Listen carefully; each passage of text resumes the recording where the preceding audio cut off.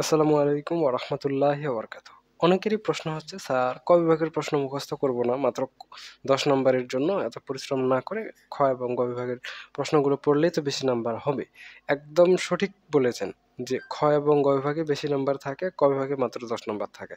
কিন্তু আমি তারপরেও আপনাদের বলতেছি, ক বিভাগের প্রশ্ন মুখস্থ করেন। ক বিভাগের প্রশ্ন মুখস্থ করলে থিওরির বেলায় অ্যাডভান্টেজ পাবেন।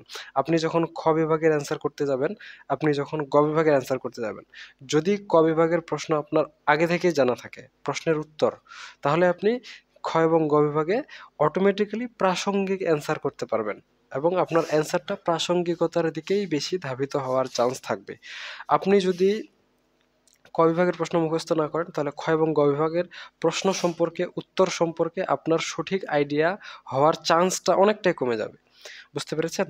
আর খ এবং গ বিভাগের প্রত্যেকটা অ্যান্সার কিন্তু ক বিভাগের অ্যান্সারগুলো দিয়েই শুরু করতে হয়, এতে নাম্বার বেশি পাওয়া যায়। ফর এক্সাম্পল, আমি যেভাবে লিখেছি সেভাবে আপনাদের একটা করতেছি, মানে উদাহরণ দিচ্ছি।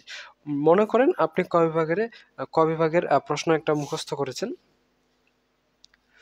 বীমা কাকে বলে? মনে করেন ক বিভাগের এই প্রশ্নটা অ্যান্সার করছেন। এখন খ বিভাগে প্রশ্নটা পড়ছেন আরকি। এখন খ বিভাগে একটা প্রশ্ন আসছে কি যে বীমার শ্রেণীবিভাগ দেখাও। হ্যাঁ? কথার কথা এই যে প্রশ্নটা আসছে।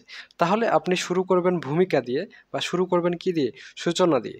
সূচনা দিয়ে ১ম এই আপনি লিখে দিবেন যে বীমা কাকে বলে, এই প্রশ্নের উত্তরটা দিয়ে শুরু করবেন। এরপর আ এরপর আপনি বীমার শ্রেণীবিভাগ দেখাও যে প্রশ্নটা আছে, তো পরবর্তীতে বলবেন যে বীমা এত প্রকারের হয়, নিচে সেই বীমার প্রকারভেদগুলো আলোচনা করা হলো। তো এইভাবে যদি অ্যান্সার করেন, তাহলে শিক্ষকরা মনে করবে যে আপনি সঠিকভাবে প্রস্তুতি নিয়েছেন এবং আপনার উত্তরটাও প্রাসঙ্গিক হওয়ার চান্সটা অনেক বাড়ে যাবে।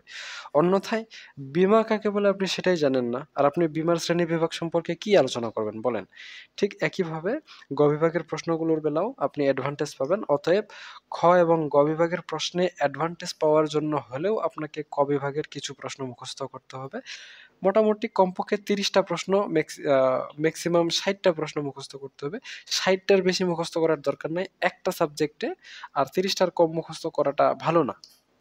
কিন্তু এটা ম্যাথের বেলায় কিন্তু আবার কাজে লাগে না।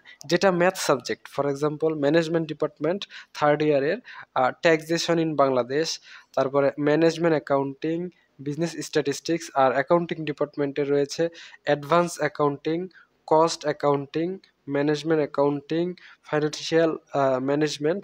এই যে সাবজেক্টগুলো রয়েছে, এগুলোতে ক বিভাগের ভূমিকা নাই। আপনি যেহেতু ম্যাথ করবেন, আপনাকে ম্যাথ ভালো পারলেই নাম্বার বেশি দেওয়া হবে। এখানে ক বিভাগটা অত কাজে লাগে না। এই সাবজেক্টগুলোতে আপনি কি করবেন? ক বিভাগটা কমায় পড়েন।